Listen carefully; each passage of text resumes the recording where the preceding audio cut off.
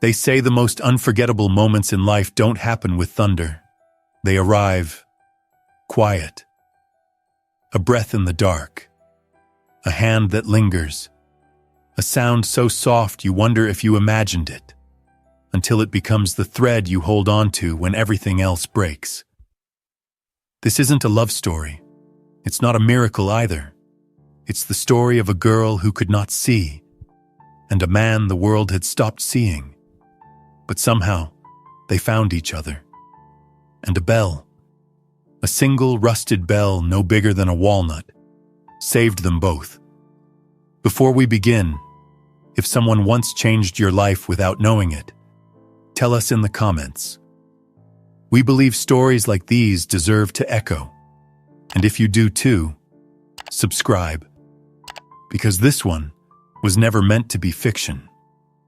It began on the coldest day of Arthur Hale's last winter. He hadn't spoken in 6 days. Not out loud. He'd barely moved, except to pull the army green coat tighter around him. The one that still had the faded patch from a war no one talked about anymore. The world passed by like misted glass. Faces, footsteps, sirens, never touching him, never seeing him. He sat on the corner of 17th and Dawson, slumped against a bus stop, back hunched, hands buried in pockets that hadn't held anything but lint and cold for years. He couldn't remember the last time someone said his name, or if he still had one. There were moments he thought the war had ended in 73, but that he'd been left behind. Not in the jungle, but in his own body. PTSD is a thief, not just of memory, but meaning. Arthur lived in flashes. The pop of a light bulb made him duck, a child's cry froze him mid-step. His sleep was fractured by screams that weren't his voice, but felt like his guilt. He walked by instinct and ate by chance. The days didn't pass. They looped, and on that day, he had decided it was time to stop the loop. He had chosen the alley behind St. Patrick's, not because of any sacred reason, but because it was quiet and the rats there didn't bite unless provoked. He had the pills. He had the bottle of vodka. And yet, he sat there, waiting, not for something to change, but for the world to stop spinning long enough for him to fall. That's when he heard it. A sound so gentle it almost didn't belong to the city. Soft footsteps, the splashing of small shoes in rainwater, a shuffle, the rustle of a coat, and a voice. "Mom, wait, someone's here." He didn't look up. He didn't care. But something in the air changed. Then, something touched his hand. Warm, tiny, human. His first instinct was to jerk away, but he didn't. And then, something was placed into his palm. Metal, round, light. "This is for you," the voice said. "It helps me feel safe." And then, cling. A bell, a child's bell. Its chime was barely audible above the rain and traffic, but it cut through him like glass. She didn't stay. She didn't ask his name. She just gave and walked away. And for some reason he couldn't explain, he didn't swallow the pills that night. Instead, he sat there, in the alley, the bottle unopened at his side, the bell clenched in his fist. It had rung, and someone had seen him. Arthur didn't sleep that night. Not in the way most people mean when they say sleep. He sat in the alley, knees pulled to his chest, like he used to on rainy deployments, the cold cement bleeding through the fabric of his coat. But his hands, they never left the bell.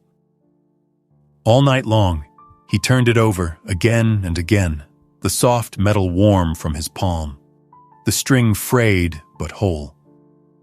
He didn't ring it again. One chime was enough. It wasn't just sound. It was the first thing in years that hadn't felt like noise. The next morning, he didn't know what to do.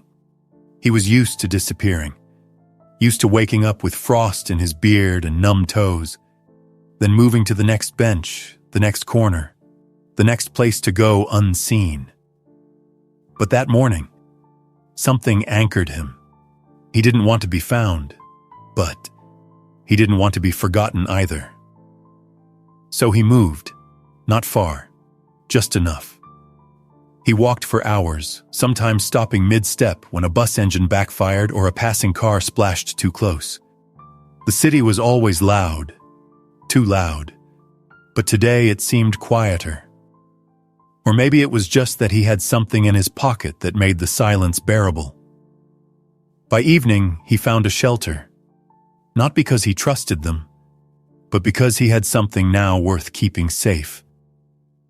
A man at the front desk glanced at his coat, the patch, the faraway look. "Vietnam?" he asked. Arthur nodded. That was the first time he'd acknowledged anything in 3 years. The man handed him a clipboard. "We've got a bed, but you gotta sign in." Arthur stared at the pen like it was a rifle. Then slowly, almost afraid of what would come out, he wrote his name. Arthur Hale. The first nights were hard. He didn't speak, barely ate. He woke screaming twice and refused to explain. He sat alone during meals, hands shaking, eyes darting at sudden movements. But he stayed. And each morning, he would sit at the edge of his cot, take out the bell, and hold it. Just for a minute. Sometimes he'd whisper, not prayers, just names from the war, from his past. Names he thought he'd buried, names he'd forgotten how to carry. And the bell? It never answered. But it didn't leave either. Weeks passed, then months. He took jobs no one wanted. Janitor shifts, graveyard cleanup. He liked working when the city slept. Less noise, fewer people. The silence at night reminded him of jungle patrols, except now, he wasn't being hunted. Eventually, the shelter connected him with the VA. It took 3 tries before he stepped inside. 2 more before he spoke to a counselor.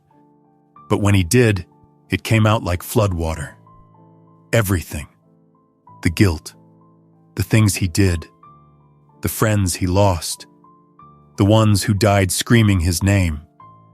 The silence after. And then, the moment a blind child handed him a bell in the rain and gave him something he didn't know he'd lost. The will to try again. The therapist didn't speak for a while. Then she said softly, "Maybe that bell was the first time someone listened without asking anything back." Arthur nodded. For the first time in decades, he allowed himself to cry. He got better. Slowly. PTSD doesn't vanish. It lingers like smoke. But Arthur learned how to breathe again. He found a room in a halfway house. Got a job doing security at a community clinic. Woke up at the same time every day. Learned how to shop for groceries again. Even got a savings account. But through it all, the bell stayed with him. He kept it wrapped in cloth in a drawer by his bed. Unwrapped it once a week. Polished it. And whispered, "Thank you," like a ritual. He didn't know who she was. He didn't know how to find her. But he remembered the voice, the warmth, the way she touched his hand like he was still human. So one day, he went looking. He didn't start by knocking on doors. He wasn't ready for that. Instead, he sat. Outside the school on 17th Street, near where the rain had fallen that day. He watched children walk out in rows, laughing and pulling at backpacks. It had been years. She could have moved, changed, grown up. But then he saw her. Not her face. Her movement. A girl with a cane, small, head slightly tilted, listening to the world the way blind children do. Her mother, tired but gentle, guiding her toward the bus stop. She was humming. He froze. It was the same song he remembered. Half melody, half memory. He didn't follow them, didn't approach. He wasn't ready for that either. But that night, he went home, held the bell to his chest, and made a promise. You saved me. Now I save you. And so began a second war. One fought in silence, a battle of phone calls from anonymous numbers, groceries dropped off at the door, rent quietly covered by a local charity. A new cane left outside the apartment after hers cracked on a sidewalk lip. He never got too close, but he was always near. And each time he helped, he whispered to the bell, one more time. Lena never knew a world with light. She didn't mourn it.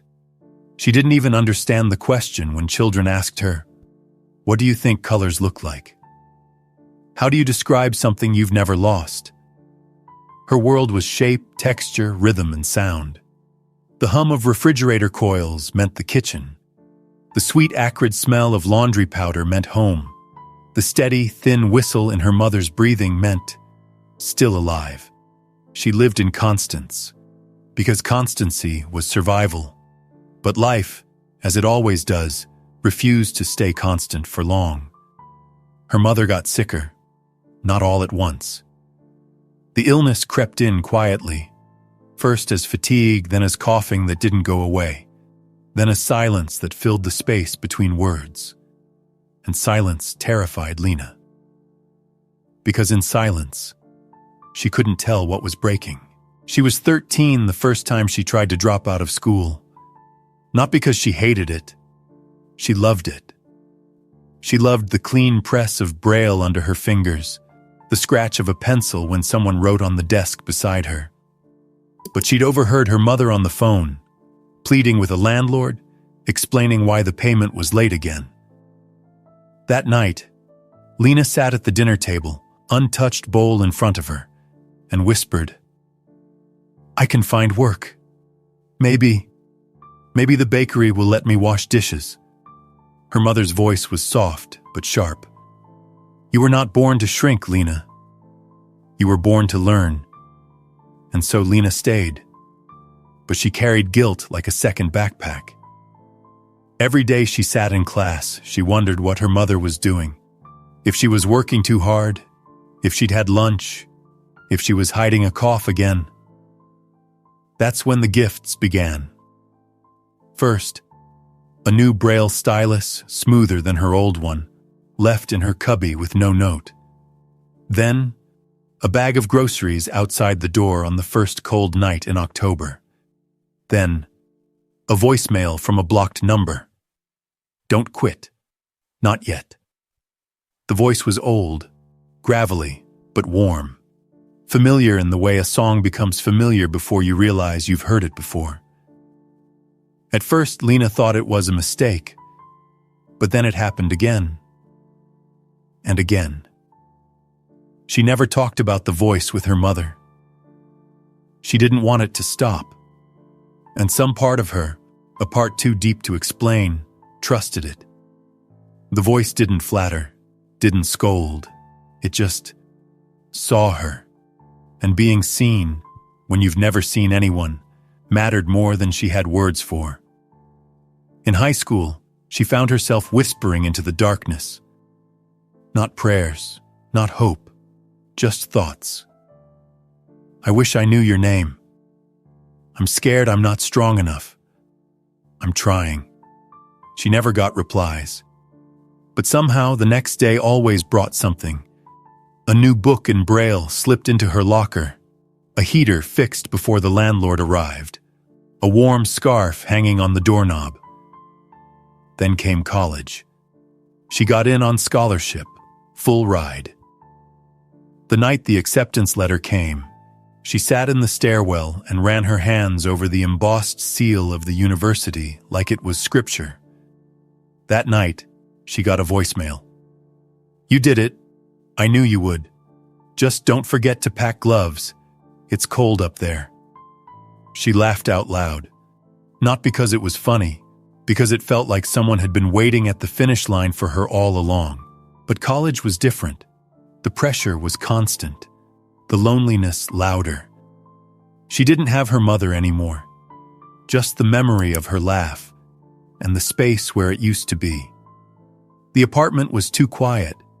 It wasn't the kind of quiet that rests. It was the kind that watches. Lena sat on the floor, coat still on, her back pressed against the locked door like she was trying to keep the world out and something else in. Her cane had fallen beside her, forgotten. Her phone was still in her hand. She hadn't called anyone. There was no one to call. The silence wasn't hollow. It was crowded, with every breath her mother no longer took. The chair in the kitchen still creaked when the wind moved through the cracked window. The scent of eucalyptus oil still lingered on the scarf hanging by the door. The clock ticked. The pipes groaned. The walls sighed like they missed the weight of her footsteps. But none of it answered when Lena whispered, "I don't know how to live without you." She didn't cry. Not at first. Her hands gripped the sleeves of her coat like anchors. She pressed her forehead to her knees. But the tears didn't come. Instead, it was worse. Nothing came. No sounds, no words, no thoughts, and just blank. She sat like that for hours. Time blurred. Her legs went numb. Her phone battery died. It could have been midnight or morning. She didn't care. Because grief, she realized, isn't always a storm. Sometimes it's the absence of weather. A stillness so vast, you begin to wonder if you ever existed in the first place. And then, a sound, a vibration. The phone somehow lit up again. She hadn't charged it. She hadn't touched it. But it buzzed, faintly, once. Her hand moved on instinct. Blocked number. She answered. She didn't say anything. She didn't have anything left. But the voice on the other end, that voice, breathed. And then it said, "I know you can't hear me right now, but I promise you, you are still here. And that means something." Lena closed her eyes, and the tears came. Not loud, not wailing, just quiet, endless, unbreaking. She didn't speak, but she listened. To the breathing, to the presence, to the one person who didn't ask her to be okay. That call didn't fix her, but it reminded her there was still a bridge between her and the world, and someone was standing on the other side, holding a bell, waiting. Some nights, she cried into her pillow until the sounds made her ears ache. Other nights, she clutched her phone in both hands, praying it would ring. It didn't always, but when it did, "You're stronger than this, and you don't have to be strong alone." She never replied.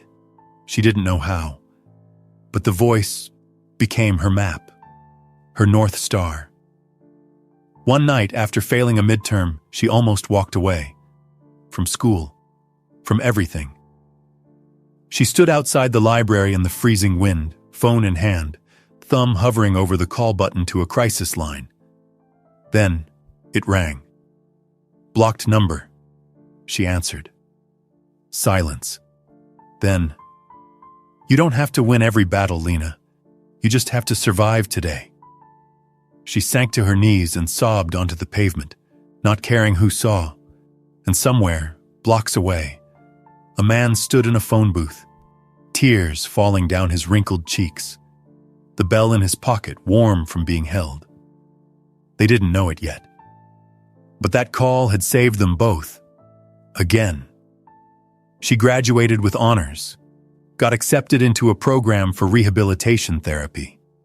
Her professors called her brilliant, intuitive, a force. But she still whispered into the dark, "You're still there, aren't you?" Because the voice hadn't come in weeks, and she missed it more than she'd missed anything in her life. Then, one night, there was a package, wrapped in brown paper, no return address. Inside, a small, smooth, familiar shape, the bell, polished, whole, and beneath it, a card. "I'll be there. When you take the stage, when the world sees what I've seen all along. And Lena wept like she hadn't since the day her mother died. Because finally, she knew she wasn't alone. Graduation day arrived on a windless June morning, as if the sky itself was holding its breath. Lena sat near the front row, robed in deep navy, her fingers twitching nervously over the fabric. She had memorized the program down to every name. She had rehearsed the walk, every step, every tilt of her cane.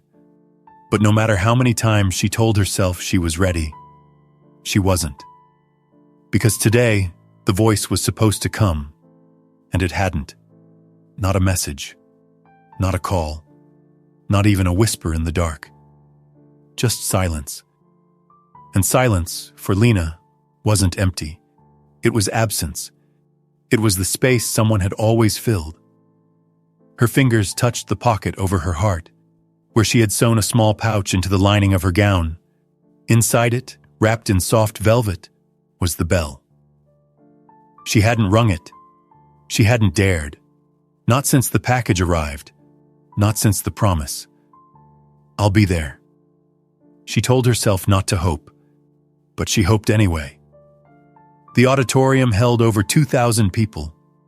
Every sound was a collision of rustling programs, murmured names, camera clicks, laughter, and nerves.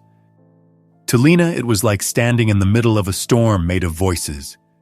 But she had long ago learned to find calm in the chaos.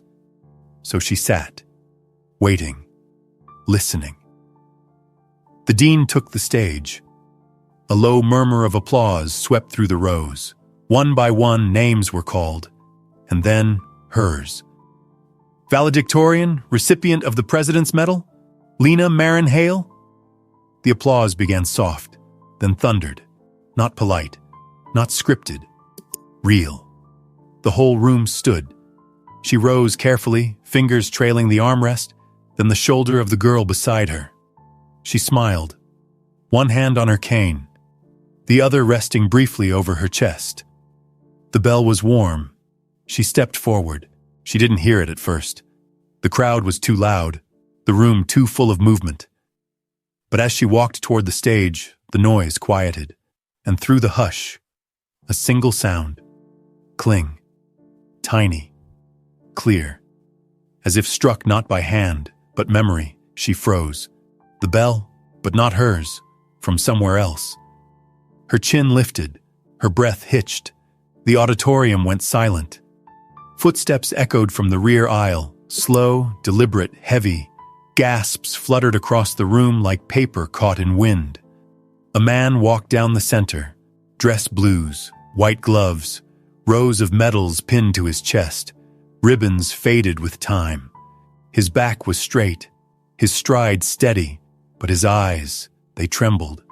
Arthur, he had come. But not just as a man, as a soldier, as a witness, as someone who had always been watching. Lena stood still on the stairs to the stage, unable to move. The cane dropped lightly against the step. He reached her, and without a word, he saluted. High, proud, flawless.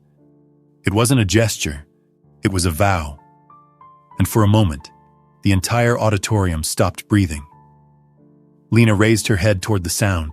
Her hands moved forward, unsure, reaching until her fingertips brushed cloth. A collar, a button, skin. Then, his face. Her hands touched the lines around his eyes, the rough edges of his jaw, the softness of salt-white hair. She didn't need to ask. She knew.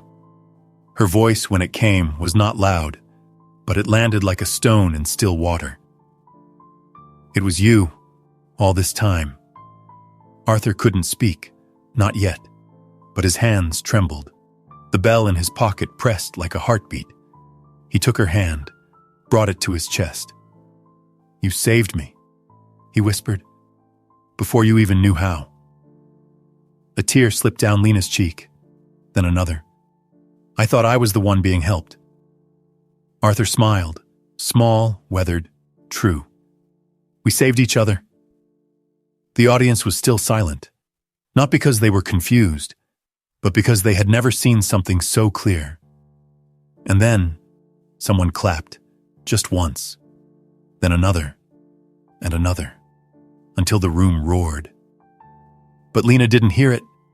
She leaned forward, just slightly, and rested her forehead against Arthur's. "Thank you," she breathed. He closed his eyes.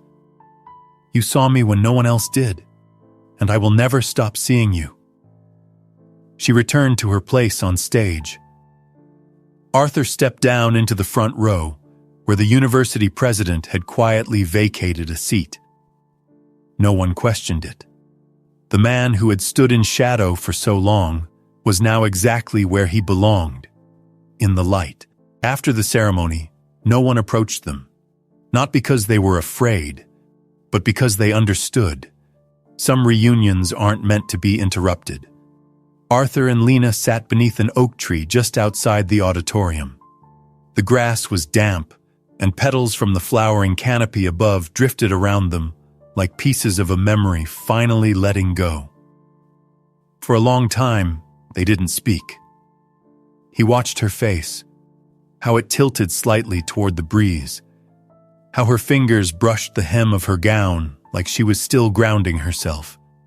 She listened to his breath, not quite steady, but present. Then she asked the only question that mattered. "Why did you never tell me?" Arthur looked at his hands, calloused, wrinkled, quiet. "Because you didn't need me to know who you were, but I needed to know you existed." She nodded slowly, then reached into the inner pocket of her gown and held out the bell. It sat in her palm, gleaming in the soft June light. "This saved you," she said. "No," Arthur replied. "You saved me." He took something from his own coat pocket, a letter, handwritten, folded carefully. "And I want you to have this. It's the last thing I ever needed to say." She tucked it gently against her heart, without asking what it said. Some words were meant to be read in stillness. Some gratitude needed silence. 3 weeks later, she stood in front of a modest one-story building on the corner of Lincoln and 8th. The windows were covered in newspaper. The paint on the siding peeled like forgotten bark. The only thing untouched was the door handle, worn down to metal, polished by time or hope. She held the key Arthur had given her. When it turned in the lock, it made a sound like a hinge exhaling after holding its breath for too long. Inside was empty space. Dust motes, one bare bulb, a folded cot in the corner, a desk, and on the floor, sitting in the middle of the room, a box. Inside it were folders, grant applications already drafted, donation letters addressed but never sent, blueprints for a walk-in clinic with multi-sensory rooms and quiet spaces for veterans with PTSD. Everything was ready. She ran her fingers across the top sheet of paper, braille dots typed in precise lines. Arthur had planned this, all of it. But what stunned her most was the plaque, wrapped in cloth, tucked beneath the paperwork. She traced the etching letter by letter. The Bell House for those who thought no one saw them. Her breath caught. She pressed her hand flat against it and whispered, "You were always watching, weren't you?" It opened that fall. The walls were painted in soft, neutral colors. The scent of warm tea and cedar oil lingered in every room. Volunteers were trained not just in first aid, but in presence, the art of listening without needing to fix. No IDs were required, no questions unless invited. Just one thing. When someone walked in, they rang a small bell at the entrance, not to alert anyone, but to be heard. A woman came in once with her teenage son, silent and stiff and angry. He rang the bell and stayed. 4 hours later, he was smiling at a therapy dog in the corner room. An older man in a faded cap came in and sat for an hour without speaking. Before he left, he rang the bell 3 times. No one asked why. But Lena understood, because each sound was a reminder. You are not invisible. Someone sees you, still. The bell from her childhood, the one that saved a broken man's life, was mounted in a glass case by the front desk. Above it, engraved in wood, given freely, carried quietly, rung when needed most. And beneath it, one more line, added by Lena herself. You never know who you're saving when you show up with love. Arthur never came back, not in person. But one winter morning, a small envelope arrived. No return address. Inside it, a pressed dog tag, a folded photograph. Arthur in uniform, standing beside a young man with the same eyes, and a line written in looping, deliberate ink. If anyone ever asks, tell them I was never gone, just finally seen. She placed it beneath the glass, next to the bell. And that day, when she walked home, the wind shifted. Somewhere behind her, the bell on the clinic door rang, but no one was there, and still, Lena smiled. Because some people ring bells with their hands, others ring them with their lives. If someone has ever stood quietly behind your journey, never asking to be seen, but always helping, share their name in the comments. Let us ring their bell today. And if this story moved you, subscribe, because this really happened, and there are more silent heroes to honor.